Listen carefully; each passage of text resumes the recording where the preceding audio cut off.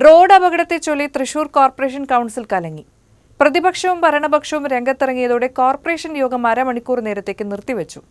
3 ദിവസം മുമ്പ് MG റോഡിലെ കുഴിയിൽ വീഴാതിരിക്കാൻ സ്കൂട്ടർ വെട്ടിച്ച യുവാവ് ബസിനടിയിൽപ്പെട്ട് മരിച്ചിരുന്നു.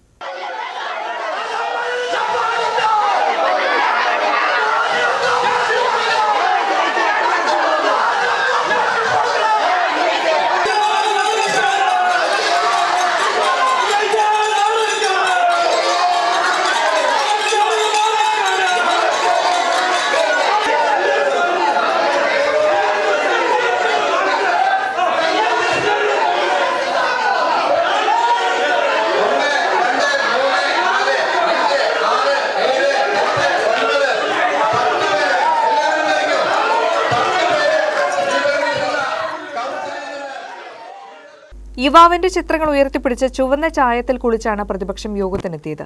ഈ വിഷയം ചർച്ച ചെയ്യാൻ വിസമ്മതിച്ചതോടെ പ്രതിപക്ഷ അംഗങ്ങൾ ഒന്നാകെ ടേബിളിന് മുകളിൽ കയറി മുദ്രാവാക്യം വിളിച്ചു.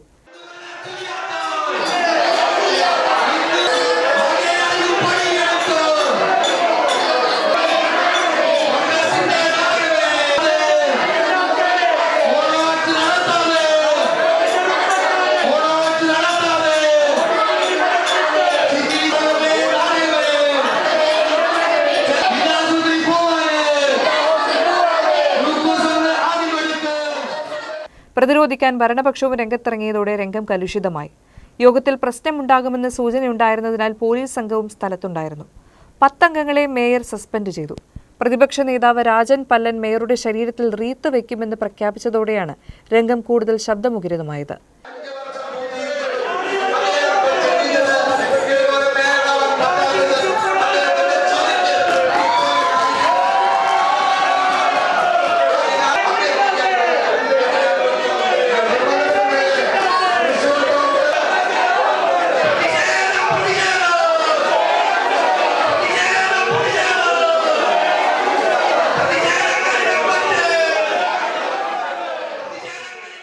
മേയറെ കൊല്ലുമെന്ന് ഭീഷണിപ്പെടുത്തിയ രാജൻ പല്ലൻ രാജിവെക്കണമെന്ന ആവശ്യം പ്രതിപക്ഷം ഉന്നയിച്ചു.